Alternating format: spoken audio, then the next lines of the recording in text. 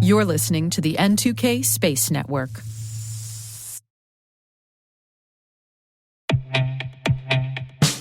Your business needs AI solutions that are not only ambitious, but also practical and adaptable.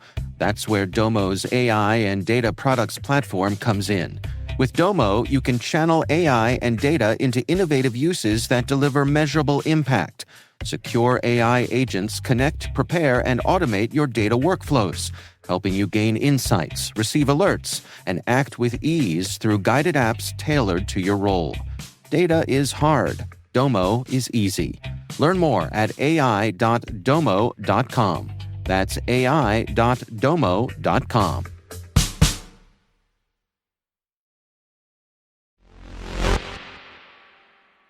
Today is January 25th, 2025. I'm Maria Varmazis, and this is T-Minus. T-Minus. 20 seconds to LOS. T-Dress. Go for deploy. Roger, roll.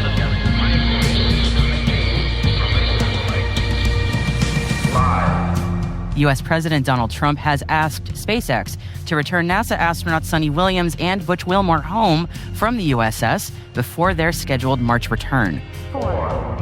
Black Sky has been awarded more than $100 million from a long-term strategic partner in the international defense sector. Planet signs a $230 million contract with an Asia-Pacific customer, aiding the rollout of their next-generation Pelican satellites. Scotland's government invests £20 million in UK launch company Orbex. The European Space Agency has selected Thales Alenia Space to build the Venus-bound Envision spacecraft. 0.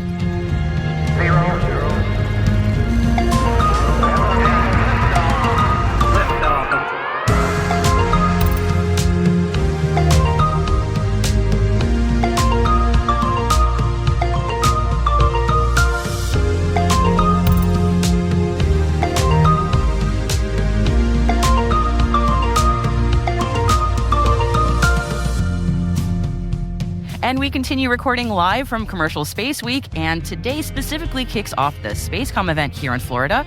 And I got to speak to artist Tim Gagnon about his design for this year's mission patch. So stay with us for that amazing chat later in the show. Not that I'm biased.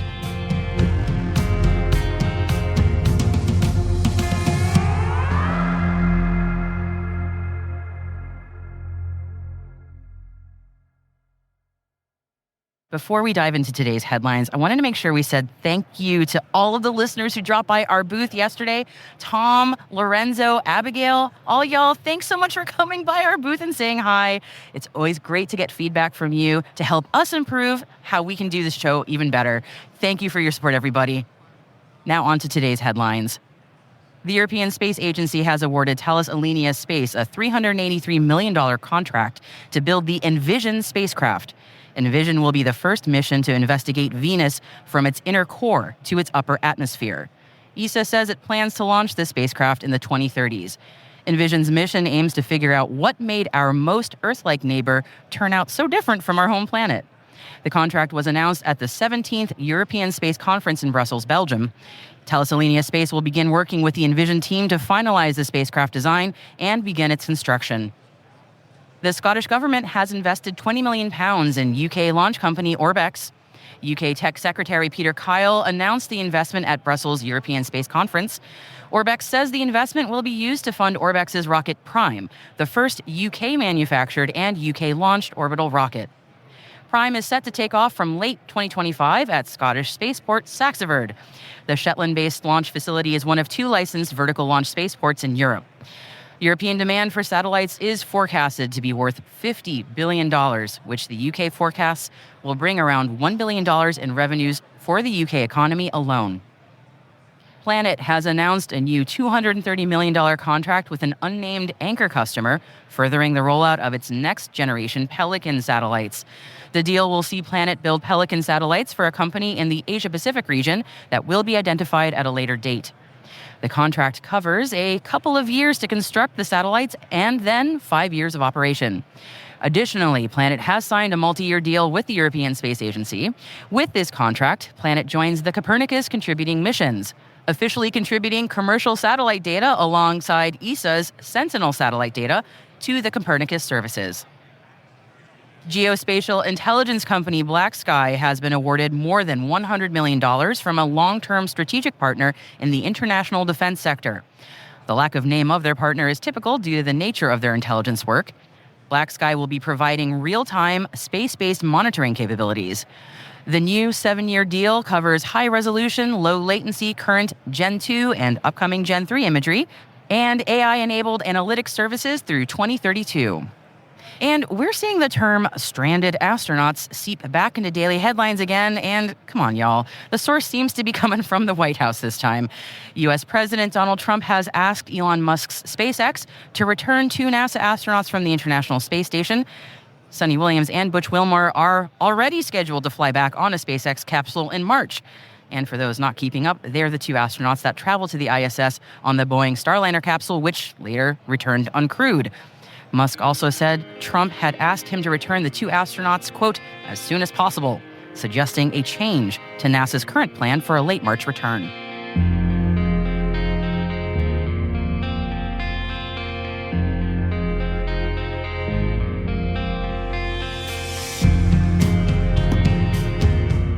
And that concludes today's intelligence briefing. Head to the selected reading section of our show notes to find links to further reading on all the stories mentioned. You'll also find 3 additional stories for you. One's on what is believed to be space debris spotted burning up over West Michigan.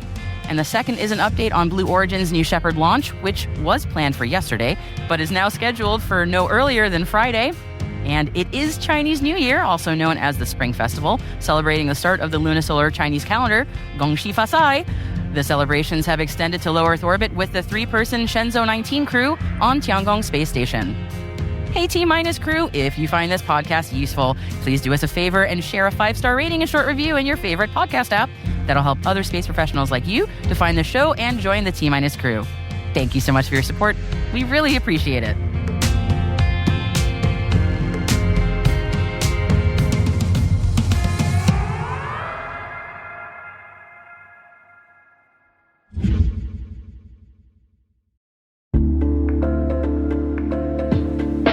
Hey everybody, Dave here. Have you ever wondered where your personal information is lurking online?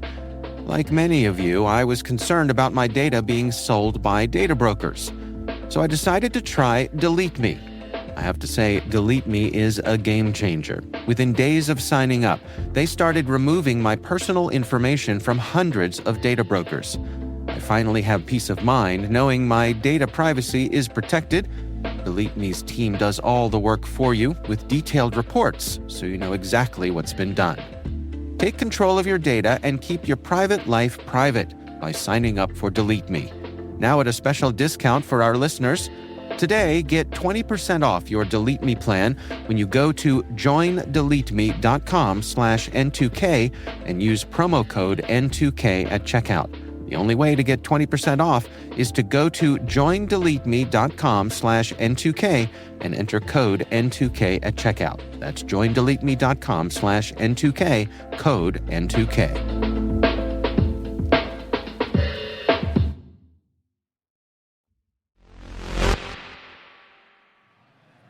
And as I've mentioned at the top of the show, we are at Commercial Space Week here in Florida, and today is the kickoff for SpaceCom 2025 in Orlando.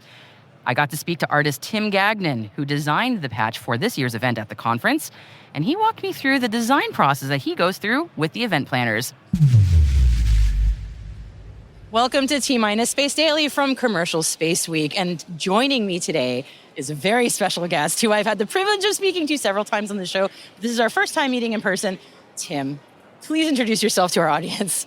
Hi, folks. My name is Tim Gagnon. I am a graphic and portrait artist living on the Space Coast of Florida, just in the shadow of Launch Complex 39A. And it's an honor to be here. Tim, it's an honor for us to have you here, and I'm so thrilled that I finally got to meet you in person. You are one of the people I greatly admire because, honestly, you have my dream job.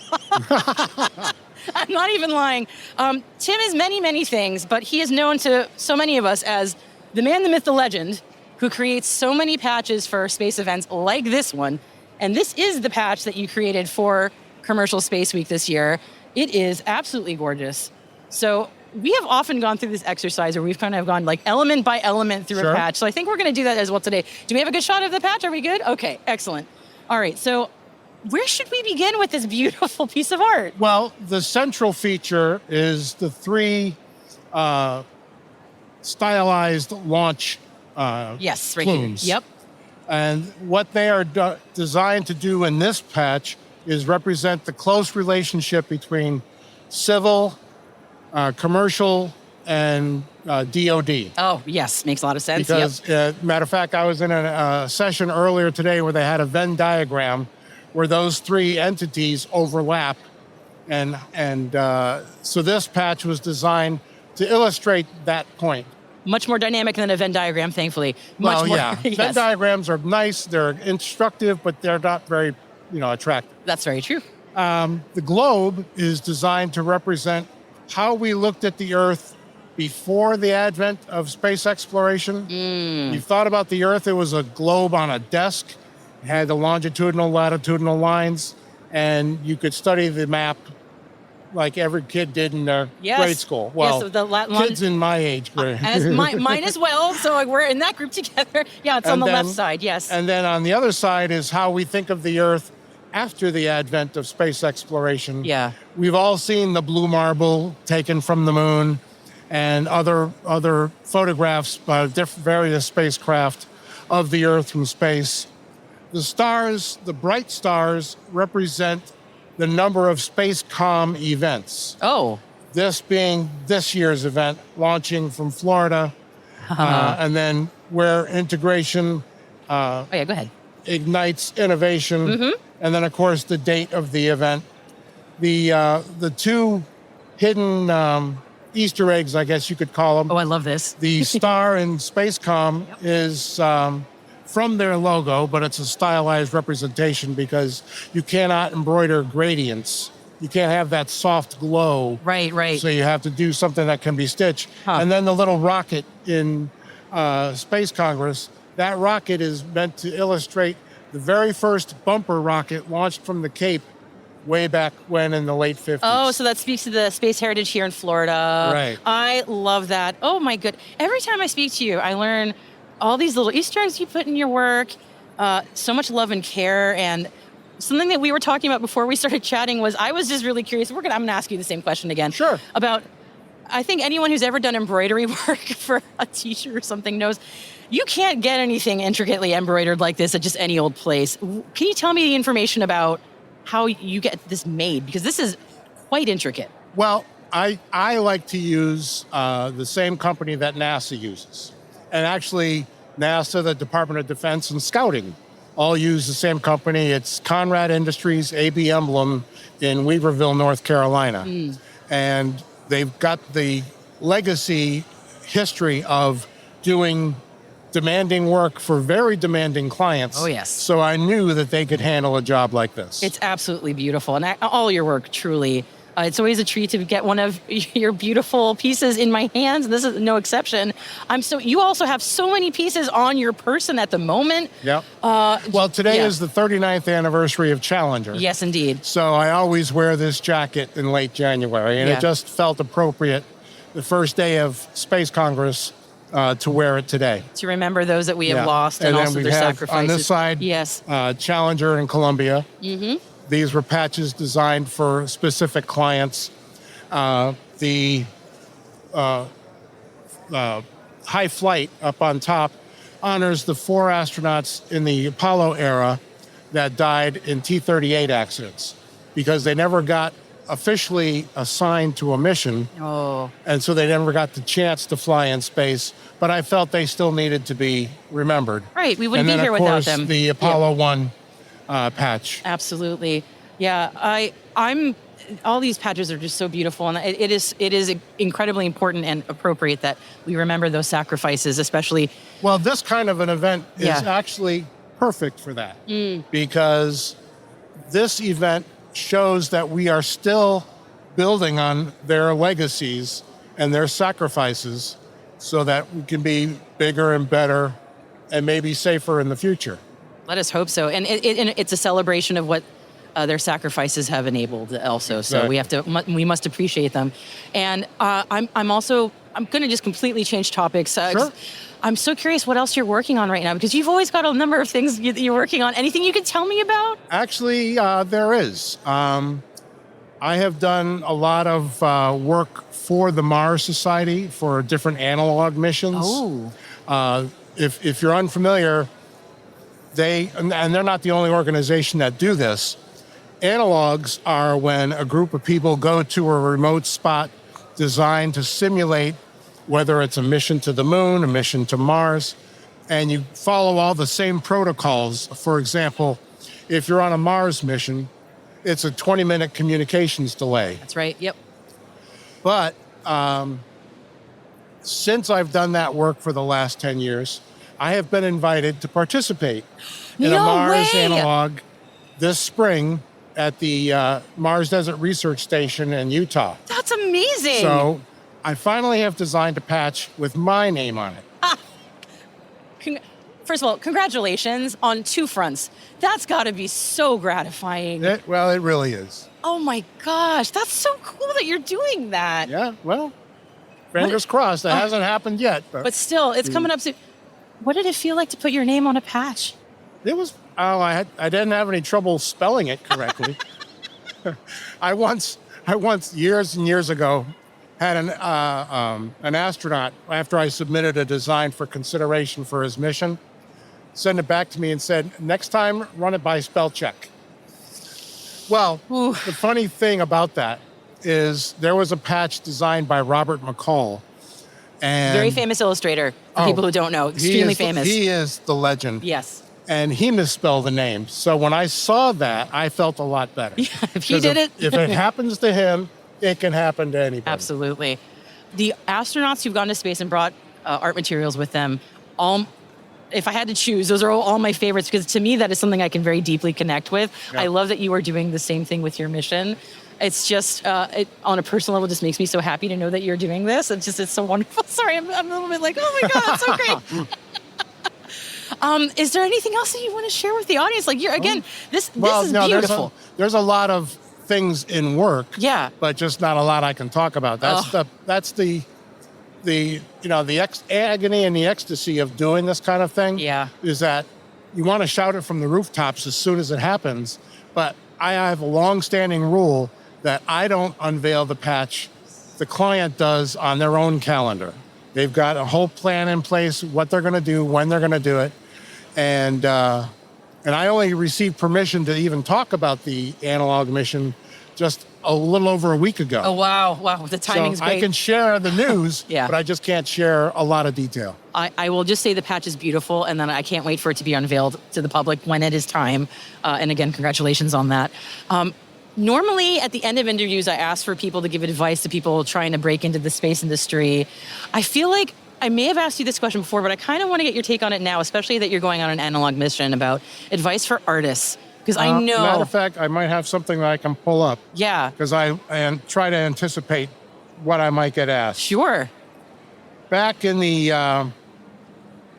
early 80s, when I started writing to astronauts in 1973, as you know. And all the responses were very gracious. They appreciated my interest. They appreciated my passion. But inevitably, somebody else got the job. And a lot of times, Robert McCall was the guy that got the job. Well, I found out that in 1979, from like January through June, he painted that giant mural in the Teague Auditorium at Johnson Space Center. And in the process of doing that, he met with Chris Kraft and everybody. And Chris Kraft at astronaut meetings said, Bob would really like to do a shuttle patch. Why don't you guys ask him? Mm-hmm. And I didn't find out until later, decades later, that was the case. Well, I would get the response from the astronaut, we've already asked an artist, and that artist is Robert McCall. Yeah. If I have to lose a job to McCall, I'm okay with that. Yes, that's right. What a sentence, by the way. My goodness, right? Yeah. But finally, in 82, I write to McCall. And I didn't get the advice I wanted. I got the advice I needed. And he said, at the bottom of my letter, he hand wrote, "To achieve success, evaluate your talents honestly, set your goals realistically, work tirelessly at your art and love every minute of the work, study the great art of the past, come back from inevitable failures and disappointments with courage, and work relentlessly." So now, that's the advice I share. It is evergreen advice, and I think even for people who aren't artists, it's so much of that applies. It can resonate no so matter much. what your passion is. I agree. Just, you never give up. That's the message I tell kids. I started writing astronauts in 1973. I didn't get a yes until 2004. But now, 20 years later, Here you are. many, many times since. And you are about to become an analog astronaut. And again, I'm just like so thrilled for you. It's like it's like shimmering through my body. I'm just like, that makes me so happy. I want to know what should people know about what artists will bring to a mission like this? Well, we just try to help illustrate what we see so that the public can have a greater understanding of what they're looking at and what they're learning about. Back in the early 60s, I think 62, NASA instituted an art program. And they invited artists to go to the Cape and go to Houston where astronauts were training and so forth. And, sketch them, interview them, learn about what they were doing, their missions and so forth. A little bit like NASA socials now, a tiny bit. Almost. Yeah. And they, matter of fact, there was one artist that was able to sit at breakfast with the Apollo 11 crew and then go watch them suit up. And all he had was a sketch pad and a ballpoint pen. Those are some of my favorite drawings ever. And the best thing about that is I'm friends with his son. The artist's name was Paul Callie. And his son, Chris, portrayed him in the movie First Man. I did not know that. Using the same sketchbook and the same pen. Are you serious? Serious. Now, when I heard about that from Chris, I was delighted. I was going to, even if I didn't like anything about that movie, the fact that he got on camera sketching Neil Armstrong, Ryan Reynolds and all that. Yeah. That made my day. That just made my day by proxy.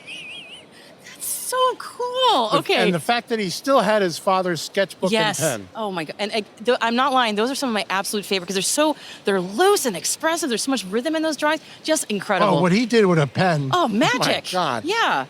Absolutely. I'm sorry. Now I'm getting really into them. But it's magic to see those. Every time I come across them, it just takes my breath away. And I'm sure he felt the weight of that moment. Oh, sure he did. But he was fearless. And in then his right at the walkout, he doesn't walk out with the crew because that's a photographic moment. He's standing out there next to Deke Slayton, and the crew comes out. They get in the van. They're headed to the pad, and Deke Slayton goes, "So did you get what you needed?" I hope so, because otherwise that moment's gone. So NASA has reinstituted the art program. Yeah. And that would be a future goal, to be able to participate in something like that. I think you should be top of the line for that, honestly. Well, and I'll be right behind you. There's a lot of very good artists. There are. It's absolutely amazing, Tim. But I really, you have been the model of someone who has worked relentlessly hard at this, and you're just like at the top of my pantheon of artists. I just really admire. I appreciate that very much. I really love your work. And your work ethic also, and just so much about what you do. I'm fangirling. I always do this to you, but I just genuinely mean it. And it's just been a delight to speak with you as always. So thank you for taking the time to talk to me today. I enjoyed it very much.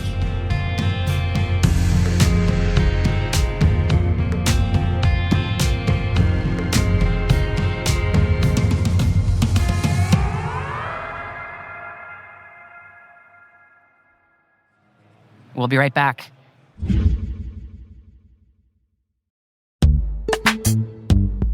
Ransomware, supply chain attacks, and zero-day exploits can strike without warning, leaving your business's sensitive data and digital assets vulnerable.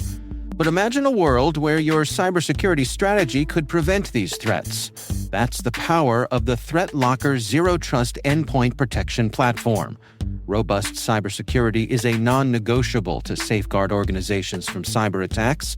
ThreatLocker implements a proactive, deny-by-default approach to cybersecurity, blocking every action, process, and user unless specifically authorized by your team. This least privilege methodology mitigates the exploitation of trusted applications and ensures protection for your organization 24/7, 365. IT professionals are empowered by ThreatLocker application allow listing, ring fencing, network control, and EDR solutions, enhancing their cybersecurity posture and streamlining internal IT and security operations. To learn more about how ThreatLocker can help mitigate unknown threats in your digital environment and align your organization with respected compliance frameworks, visit threatlocker.com.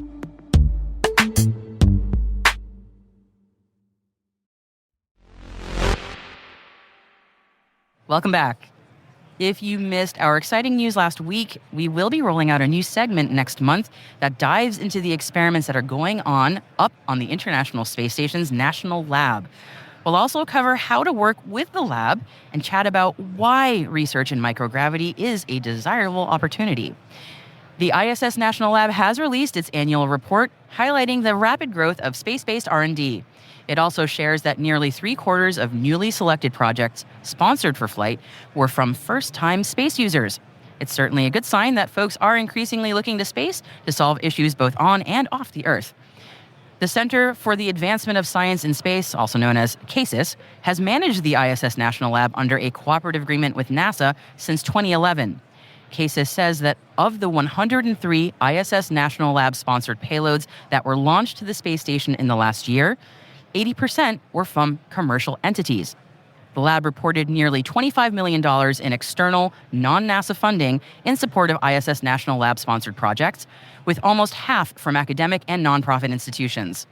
Additionally, startups secured nearly $147 million in funding after the flight of ISS National Lab-sponsored projects, bringing the cumulative total to $2.2 billion. You can read more about their annual report by following the link in our show notes and send any questions you might have to their team to us at space@n2k.com.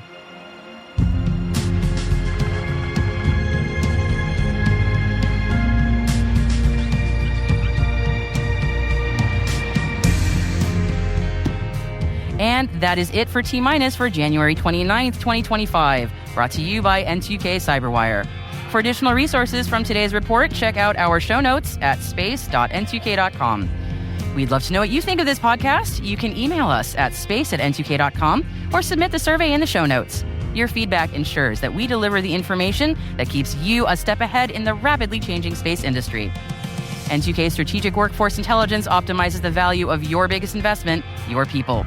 We make you smarter about your team while making your team smarter. This episode was produced by Alice Carruth. Our associate producer is Liz Stokes. We're mixed by Elliot Peltzman and Trey Hester, with original music by Elliot Peltzman. Our executive producer is Jennifer Iben. Our executive editor is Brandon Karp. Simone Petrella is our president, Peter Kilpie is our publisher, and I am your host, Maria Varmazes. Thanks for listening. We'll see you tomorrow. T-.